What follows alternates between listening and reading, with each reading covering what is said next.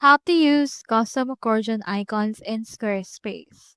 To do that, you first need to prepare and upload your icons directly right here. First, I want to add an accordion on my homepage. So on your homepage, click on Edit, but you can also do this on any page that you want. I'll head over and then go onto this part. So let's head over and you can add sections depending on this. Let's proceed to click onto this Add Block option. Then you can search or you can just drag and drop accordion right here. So here I have my accordion. We have accordion item 1, 2, and 3.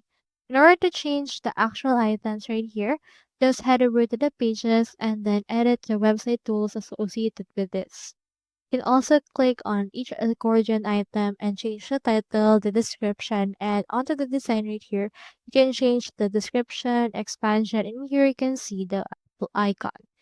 Click onto this right here and you can choose between plus and arrow. But if you want to have your own, you can proceed to just save these changes first and inject a code directly on this. You need to be knowledgeable in coding in order to access the custom CSS panel and then paste the code that you want.